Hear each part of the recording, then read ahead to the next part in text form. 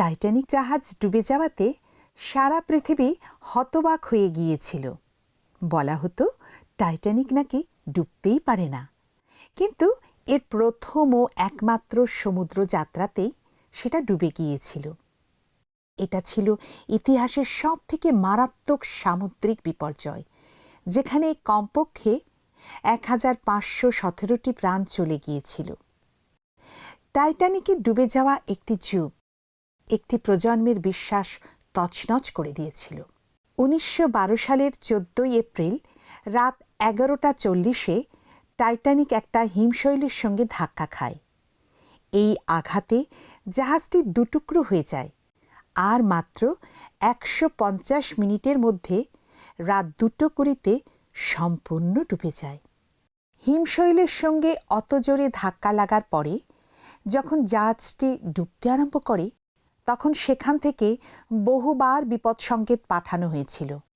টাইটানিকের কাছাকাছি আরও 3টে জাহাজ ছিল, দ্য স্যামসন, দ্য ক্যালিফোর্নিয়ান ও দ্য কার্পাথিয়া। দ্য স্যামসন নামক জাহাজটা টাইটানিকের থেকে মাত্র 11 কিলোমিটার দূরে ছিল, আর সেই জাহাজের লোকেরা বিপদ সংকেতের সাদা ধোঁয়া দেখতে পেয়েছিল। সেই সময় তারা আইন বিরুদ্ধভাবে শিল মাছ শিকার করছিল, আর কোনো মতে ধরা পড়তে চায়নি।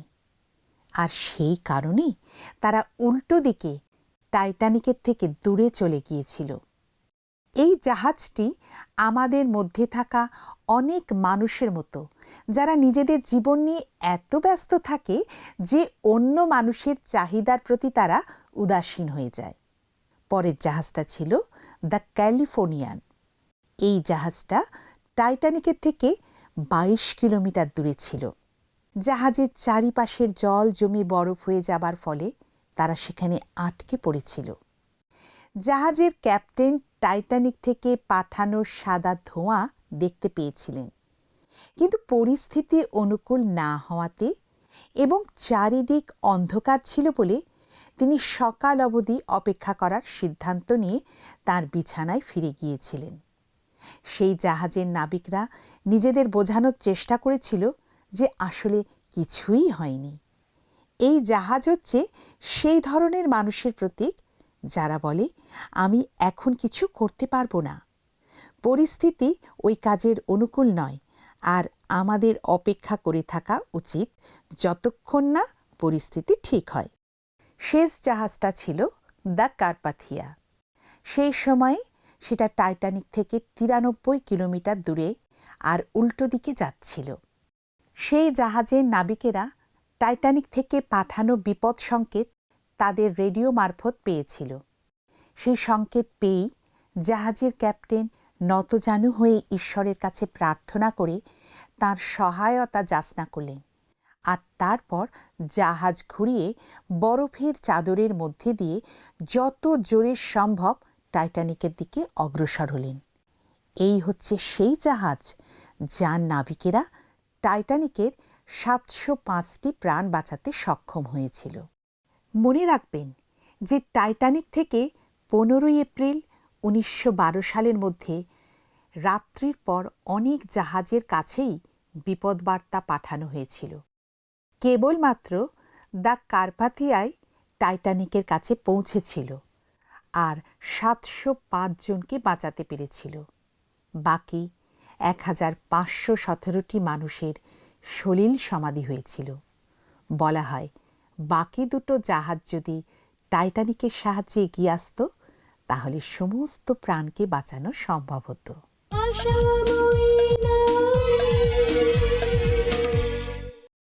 নমস্কার। TWR ইন্ডিয়ার আশাময়ী নারী অনুষ্ঠানের আরেকটি পর্বে আপনাদের সবাইকে স্বাগত জানাই। আজ আমরা আলোচনা করব ইস্টেরের জীবনের আরেকটি সত্য নিয়ে। জানো, আমি কিছুদিন আগে একটা তথ্যচিত্র দেখেছিলাম। এই ভিডিওটা দেখে মনে পড়ে গেল। সেই তথ্যচিত্রটা ছিল দ্য কার্পাথিয়ার। ক্যাপ্টেন আর্থার রোস্টন ও তার নেওয়া সাহসী পদক্ষেপের কারণে কিভাবে এত প্রাণ বেঁচে গিয়েছিল সেই বিষয়ে। সত্যি চমৎকার। এটা খুব দুঃখজনক যে যাতে তাদের কোনো রকম ঝামেলায় পড়তে না হয় এই জন্য প্রথম দুটো জাহাজ টাইটানিকের কাছে না পৌঁছানোর সিদ্ধান্ত নিয়েছিল। তাদের যদি একটু সাহস থাকতো। হ্যাঁ, আমরাও অনেক সময় প্রথম দুই জাহাজের মতো হয়ে যাই। তুমি নিশ্চয়ই আমার সাথে একমত হবে। কথাটা সত্যি। পৃথিবীতে এমন কোনো নারী নেই যে ভয়, সংশয় আর অনিশ্চয়তার সঙ্গে লড়াই করেন না। তবু তার প্রেমময় বাক্যের দ্বারা ঈশ্বর বারবার আমাদের মনে করিয়ে দেন যেন আমরা ভয়ের সাথে জীবনযাপন না করি। তার বদলে তিনি আমাদের শক্তিশালী এবং সাহসী, এমনকি ভয়হীন হতে আজ্ঞা দিয়েছেন। কেন?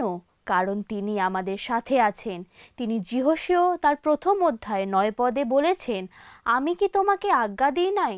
তুমি বলবান হও ও সাহস করো, মহাভয়ে ভীত কি নিরাশ হইও না। কেননা তুমি যে কোনো স্থানে যাও, সেই স্থানে তোমার ঈশ্বর সদাপ্রভু তোমার সহবর্তী। আমার ধারণা মনের গভীরে আমরা সবাই সাহসী হতে চাই। আমরাও বিপদের মধ্যে ঝাঁপিয়ে পড়ে সমস্ত মন্দতার উপর জয়ী হতে চাই। যদিও আমি জানি আমাদের দৈনন্দিন জীবনে নিজেকে সাহসী করে তোলার চেষ্টা করা খুবই শক্ত। মানুষ খুব ছোট মনের হতে পারে। আমাদের জগৎ সময় বিশেষে ভীতিজনক হতে পারে। ভয় মানুষকে একেবারে ভেঙে ফেলতে পারে, আর সাহস মানুষকে শক্তিশালী করে তোলে।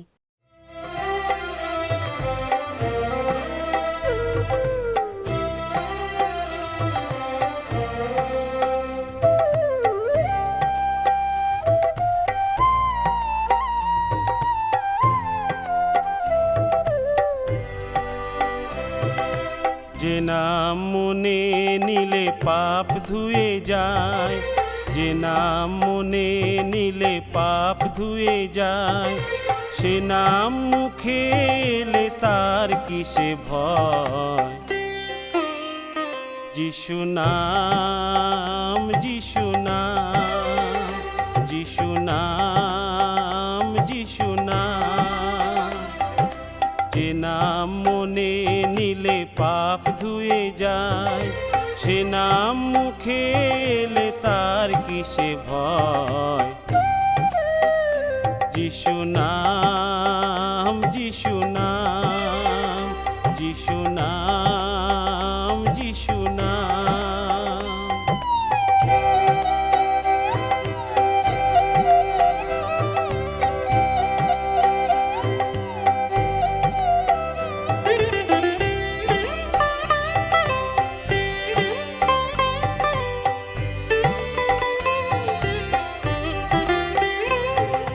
প্রাণের থেকে যার প্রিয় প্রেম, এমন প্রেমিক কোথায়। প্রাণের থেকে যার প্রিয় প্রেম, এমন প্রেমিক কোথায়। পাপী তো নয় পাপ ঘৃণ্য, পাপী তো নয় পাপ ঘৃণ্য। এ কথা শুনেছ কোথায়?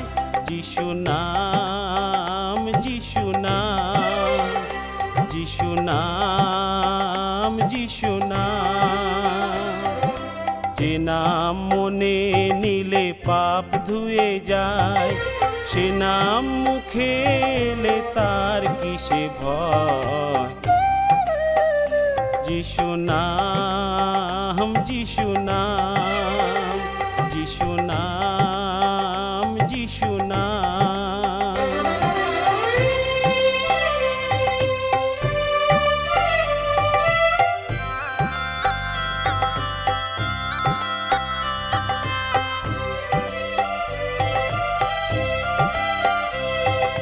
সে নামে যায় ভাই শয়তান দূরে চলে। মনের দ্বার ভেঙে প্রভু যিশু কথা বলে। সে নামে যায় ভাই শয়তান দূরে চলে। মনের দ্বার ভেঙে প্রভু যিশু কথা বলে। যে নামে খঞ্জ হেঁটে যায়, এমন নাম কোথায়? যে নামে খঞ্জ হেঁটে যায়, এমন নাম কোথায়? যে নামে বোবা কথা কয়, যে নামে বোবা কথা কয়, এমন দয়াল কোথায়? যিশু নাম, যিশু নাম, যিশু নাম, যিশু নাম। যে নাম মনে নিলে পাপ ধুয়ে যায়, সে নাম মুখে এলে তার কিসে ভয়? যিশু নাম, যিশু নাম, যিশু নাম, যিশু নাম, যিশু নাম, যিশু নাম, যিশু নাম, যিশু নাম, যিশু নাম, যিশু নাম। আমার মনে আছে আমি যখন ছোট ছিলাম অন্ধকারে খুব ভয় লাগতো। কোনো ঘরে লাইট না জ্বললে আমি সেখানে ঢুকতাম না। তাদের যদি একটু সাহস থাকতো। কি হয়েছিল? একদিন আমার ঠাকুমা আমাকে কোলে বসিয়ে আমার চুল আঁচড়ে দিতে দিতে বললেন যে আমি কিন্তু সাহসী হয়ে যেতে পারি। আমি তার দিকে ঘুরে বললাম, আমি কখনোই সাহসী হতে পারবো না, কারণ আমার খুব ভয় করে। তিনি আমাকে এমন একটা কথা বলেছিলেন সেটা আমি জীবনে ভুলবো না। তিনি বলেছিলেন, ভয় না পেলে আমরা কখনো সাহসী হতে পারবো না। সাহসী হতে গেলে প্রথমে আমাদের ভয় পেতে হবে, আর তারপর আমাদের সিদ্ধান্ত নিতে হবে আমরা আমাদের ভয়ের মুখোমুখি হব। এই প্রথম ধাপটাই সবচেয়ে কঠিন, পরেরগুলো আপনা আপনি হয়ে যাবে। ঠাকুমার কথায় কাজ হয়েছিল বলো? হ্যাঁ, হয়েছিল। এরপর যখন আমি অন্ধকার ঘরে ঢুকতাম তখন আমি সেই সময় খুব ছোট্ট করে প্রার্থনা করে নিতাম আর স্মরণ করতাম যে ঈশ্বর আমার সঙ্গে আছেন। আর তারপর আমি ধীরে ধীরে সুইচ বোর্ডের দিকে এগিয়ে যেতাম। আমি যেই আলো জ্বালিয়ে দিতাম তখন নিজেকে নিরাপদ মনে হতো। প্রথম প্রথম এই কাজ করতে আমার মনে অনেক সাহস আনতে হতো, কিন্তু এখন অন্ধকার ঘরে ঢুকতে আমার অসুবিধা হয় না। এটা তো দারুণ ব্যাপার। আমাদের মধ্যে অনেকের এখনো ভয় আছে, আর এই ভয়গুলো আসলে দৈত্যর আকারে পরিণত হয়েছে, যা আমাদের জীবন, আমাদের কাজকর্ম, আমাদের স্বভাব সব কিছু নিয়ন্ত্রণ করে। বাইবেলের পৃষ্ঠাগুলি ভরে আছে এমনই মহান মহিলা ও পুরুষদের কাহিনী দিয়ে, যারা যুদ্ধে লড়াই করেছেন আর অত্যন্ত কঠিন পরিস্থিতির মধ্যে দিয়ে জেনেছেন যে ঈশ্বর তাদের সহায় ছিলেন। আমি কতবার আতঙ্কিত হয়েছি আর নাকাল হয়েছি সেটা গুণে বলা যাবে না, কিন্তু ঝড়ের মধ্যে দিয়ে যাওয়ার সময় সব সময় স্মরণ করব আমাদেরকে দেওয়া পৌলের উৎসাহজনক উক্তি, যা আমরা পাই রোমিও তার 8 অধ্যায়ের 28 পদে। আর আমরা জানি যাহারা ঈশ্বরকে প্রেম করে, যাহারা তাহার সংকল্প অনুসারে আহুত, তাহাদের পক্ষে সকলই মঙ্গলার্থে একসঙ্গে কার্য করিতেছে। আমরা সমস্ত প্রতিকূলতার সম্মুখীন হব যিশুকে পাশে নিয়ে। তাহলে আসুন আমরা সাহসী হব কিভাবে, এই বিষয়ে আমরা ঈশ্বরের বাক্যে প্রবেশ করে শিক্ষা গ্রহণ করি। আমরা আবার ফিরে আসি ইস্টের রানের কাহিনীতে। এক জিহুদি মা বাবার অনাথ কন্যা ইস্টেরকে মর্দখয় সুসন নগরে মানুষ করে তুলেছিলেন। কয়েক বছরের মধ্যে ইস্টের হয়ে উঠেছিলেন একজন অসামান্য রূপসী নারী, কিন্তু তিনি কোনোদিন স্বপ্নেও ভাবেনি যে তিনি কোনোদিন রানীর মুকুট পরবেন। তিনি এও কোনোদিন কল্পনা করতে পারেনি যে তার মতো একজন সাধারণ নারীর উপরে তার সমগ্র স্বজাতির জীবনের ভাগ্য নির্ভর করবে। অহস্যেরস রাজা তার প্রথম রানীকে নির্বাসিত করার পর তার অধ্যক্ষদের আজ্ঞা দিয়েছিলেন দেশের সমস্ত সুন্দরী যুবতীদের তার অন্তঃপুরে নিয়ে আসতে। তিনি একজন নতুন রানীর সন্ধান করছিলেন। দেশের সমস্ত সুন্দরী যুবতীদের সঙ্গে তার রূপের জন্য ইস্টেরকেও নিয়ে আসা হলো অহস্যেরসের প্রাসাদে। পারস্য দেশের ঐশ্বর্যের মধ্যে বাস করে ইষ্টের নিশ্চয় খুব একাকী বোধ করতেন। তার স্বজাতীয় মানুষদের সঙ্গে তার কোনো রকম যোগাযোগ ছিল না। তিনি যেতে পারতেন না সমাজগৃহে। তার বদলে তাকে ঘিরে থাকত শত শত সুন্দরী যুবতীরা, যারা সবাই মরিয়াছিল রাজার আনুকূল্য পেতে। একজন সাধারণ পরিবার থেকে উঠে আসা জিহুদি যুবতীর পক্ষে নিশ্চয় এটা খুব বেদনাদায়ক ছিল। ঈশ্বরের করুণায় ইষ্টের রাজার অনুগ্রহ পেলেন। তাকে পারস্য দেশের রানী রূপে অভিষিক্ত করা হলো। মর্দখয়ের নির্দেশ অনুসারে তিনি তার জিহুদীয় ঐতিহ্য কোনোদিন প্রকাশ করেননি। তবু ইষ্টের আর তার স্বজাতির উপরে দুঃখ কষ্ট নেমে আসে। মর্দখয় শক্তিশালী হামনের সামনে নত হতে অস্বীকার করার ফলে সে খুবই অসন্তুষ্ট হয়েছিল। ক্রুদ্ধ হয়ে সে সিদ্ধান্ত নিল সে মর্দখয় সহ সমগ্র জিহুদি মানুষদের চরম শাস্তি দেবে। রাজার কাছ থেকে অনুমতি নিয়ে সে তাদের সবাইকে হত্যা করার পরিকল্পনা করল। দেখুন বন্ধু, প্রচণ্ড হতাশ হয়ে মর্দখয় ও সুসনের প্রতিটি জিহুদি চট পরিধান করে উপবাস ও প্রার্থনা করতে আরম্ভ করলেন। মর্দখয়ের কাছ থেকে এই খবর রাজনপুংসক হতকের মাধ্যমে ইষ্টের জানতে পারলেন। মর্দখয় ইষ্টেরকে এই ভয়ানক পরিস্থিতির বিষয়ে অবগত করলেন আর অনুরোধ করলেন যেন তিনি রাজার কাছে যান আর তার স্বজাতীয় মানুষদের জন্য বিনতি করেন। প্রথমে এই কাজ করতে ইষ্টের রাজি ছিলেন না। সেই সময় 30 দিন ধরে রাজা তাকে তার কাছে ডাকেননি। তার কাছে গেলে যদি তিনি রেগে যান, তিনি বিনা অনুমতিতে রাজার কাছে গেলে সঙ্গে সঙ্গে তার মৃত্যুদণ্ড হবার সম্ভাবনা ছিল। কারণ রাজা একটা নিয়ম করেছিলেন, তিনি না ডাকলে যদি কোনো পুরুষ বা স্ত্রী রাজার কাছে ভিতরের প্রাঙ্গণে প্রবেশ করে তাহলে তার প্রাণদণ্ড হবে। কিন্তু এই নিয়মের একটা ব্যতিক্রম ছিল। সেখানে অনুমতি ছাড়া প্রবেশ করা ব্যক্তির দিকে যদি রাজা তার রাজদণ্ড বাড়িয়ে ধরেন তাহলে তার মৃত্যু হবে না। আর তাই ইষ্টের হতককে দিয়ে মর্দখয়ের কাছে খবর পাঠালেন যে রাজার কাছে তার যাওয়ার অনুমতি নেই। মর্দখয় এর উত্তরে বললেন যে তিনি যদি কিছু না করেন তাহলে সেই দেশে থাকা তার সমস্ত স্বজাতিদের সঙ্গে তারও মৃত্যু হবে। তিনি তাকে হৃদয় বিদারক একটি কথা বলেছিলেন, সমস্ত জিহুদের মধ্যে কেবল তুমি রাজবাটিতে থাকাতে রক্ষা পাইবে, তাহা মনে করিও না। ফলে যদি তুমি এ সময় সর্বত্রভাবে নীরব হইয়া থাকো তবে অন্য কোনো স্থান হইতে জিহুদীদের উপকার ও নিস্তার ঘটিবে, কিন্তু তুমি আপন পিতৃকুলের সহিত বিনষ্ট হইবে। আর কে জানে যে তুমি এই প্রকার সময়ের জন্যই রাজ্ঞীপদ পাও নাই। ইষ্টের তার 4 অধ্যায় 13 থেকে 14 পদে আমরা পাই। সেই কথা শুনে তিনি নম্র হলেন আর মর্দখয়কে বলে পাঠালেন, আমি রাজার নিকটে যাইব, তাহা ব্যবস্থা বিরুদ্ধ হইলেও যাইব, আর যদি বিনষ্ট হইতে হয় হইব।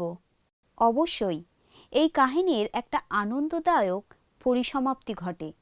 যখন ইষ্টের রাজার কাছে গেলেন তখন তার রাজদণ্ড তার দিকে বাড়িয়ে ধরলেন এবং তার সমস্ত অনুরোধ রক্ষা করতে রাজি হলেন।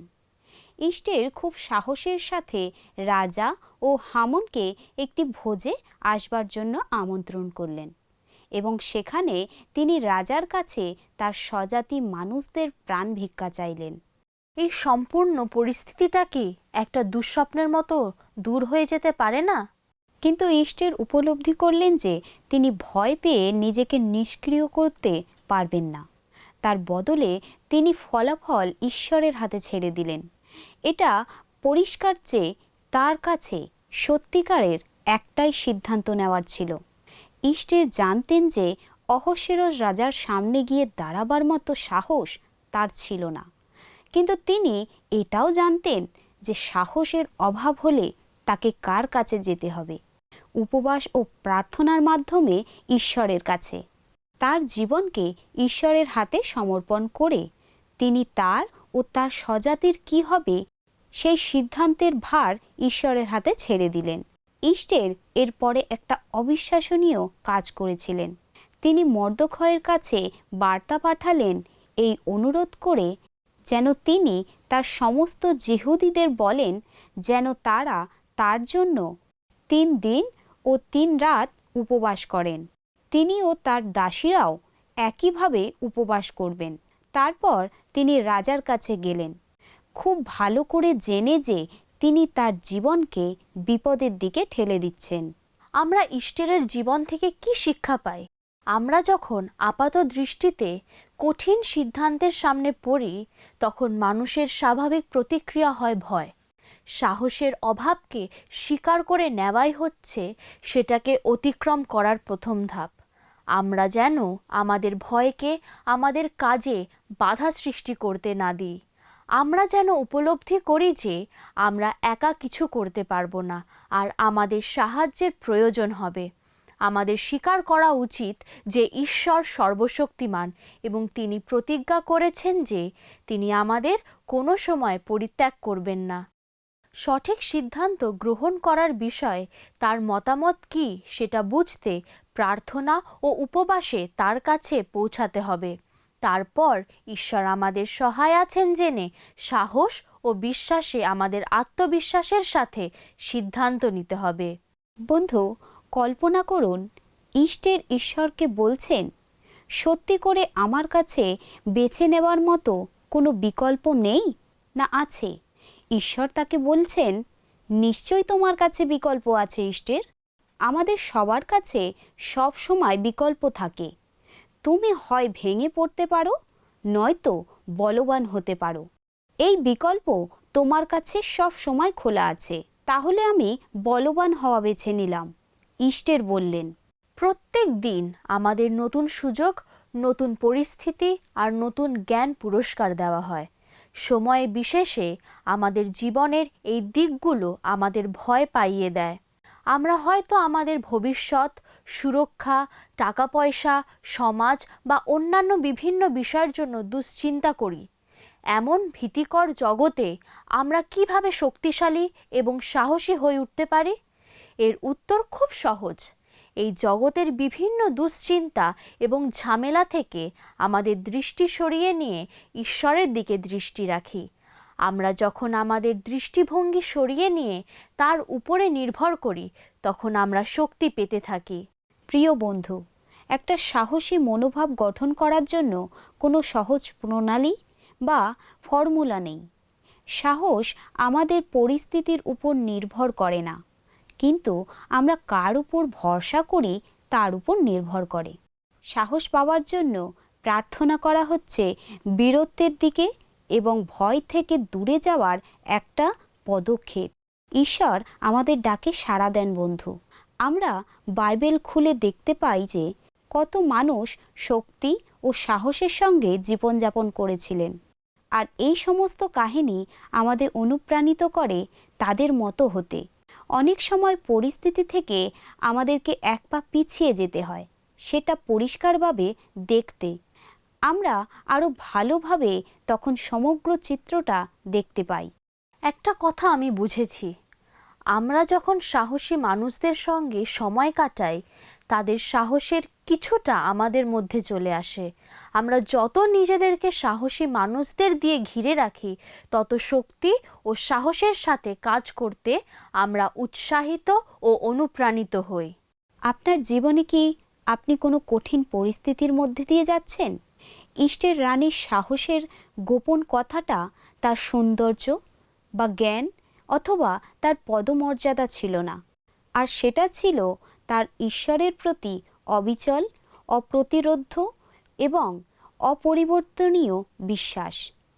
আমাদের যদি সাহসের প্রয়োজন হয়, আমাদের মনে রাখতে হবে আমরা কার সন্তান। ঈশ্বর আমাদের শক্তি ও জ্ঞানে এগিয়ে যেতে সাহায্য করবেন। আমাদের এই সপ্তাহের প্রার্থনা হোক যে আমরা প্রত্যেকে ঈশ্বরের ঈষৎ শব্দকারী ক্ষুদ্র স্বর শুনতে পাই, আর ইষ্টেরের মতো সাহসী হওয়া বেছে নিই। তাহলে আসুন বন্ধু, আমরা প্রার্থনায় যাই।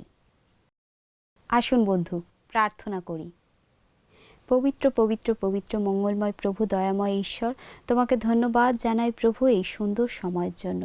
বিশেষ করে এই সময় প্রভু আমরা এবং আমাদের দর্শক বন্ধুরা প্রত্যেকে একত্রিত হয়ে তোমার গৌরব করতে পারলাম। হ্যাঁ প্রভু, আমরা দেখলাম তুমি ইষ্টের জীবনে কত আশীর্বাদ করেছিলে, কত সাহসী পদক্ষেপ সে নিয়েছিল প্রভু। তেমনি তুমি আমাদের আশীর্বাদ করো যেন আমরা আত্মিক জীবনেও সাহসী হতে পারি এবং তোমার পথে এগিয়ে চলতে পারি। তুমি সাহায্য করো, আশীর্বাদ করো, প্রত্যেককে ভালো রেখো। এই ছোট্ট প্রার্থনা যিশু নামে চাই, আমেন।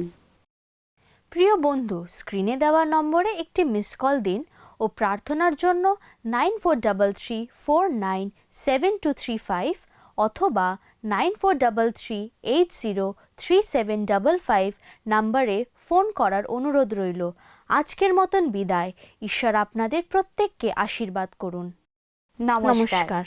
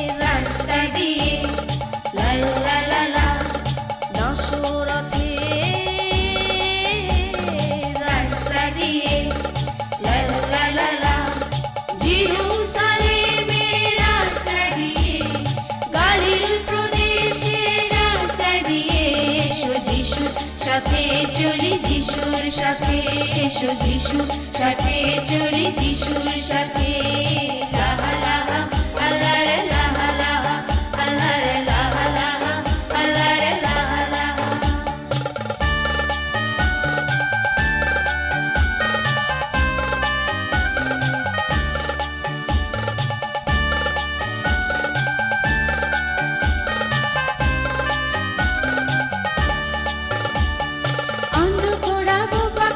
সুস্থ হলো, পোকাঘাতে কুষ্ঠরোগী সুস্থ হলো, অন্ধকারা বোবা কালা সুস্থ হলো, পোকাঘাতে কুষ্ঠরোগী সুস্থ হলো, কত মৃত জনে প্রাণ ফিরে পেল, কত মৃত জনে প্রাণ ফিরে পেল। এসো আশ্চর্য কাল দেখি যিশুর সাথে চলি যিশুর সাথে, এসো যিশুর সাথে চলি যিশুর সাথে লাহা লাহা আল্লাহ রে লাহা লাহা আল্লাহ রে লাহা লাহা আল্লাহ রে লাহা লাহা।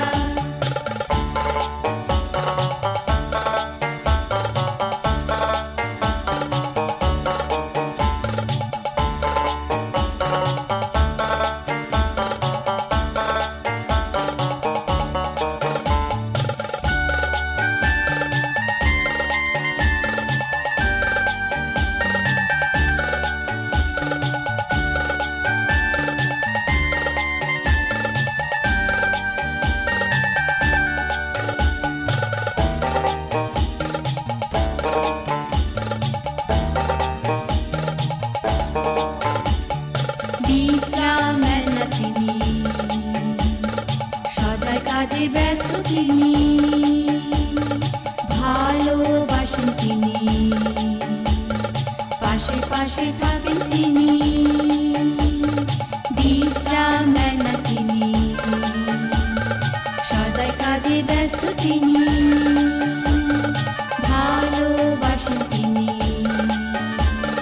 পাশে পাশে থাকেন তিনি।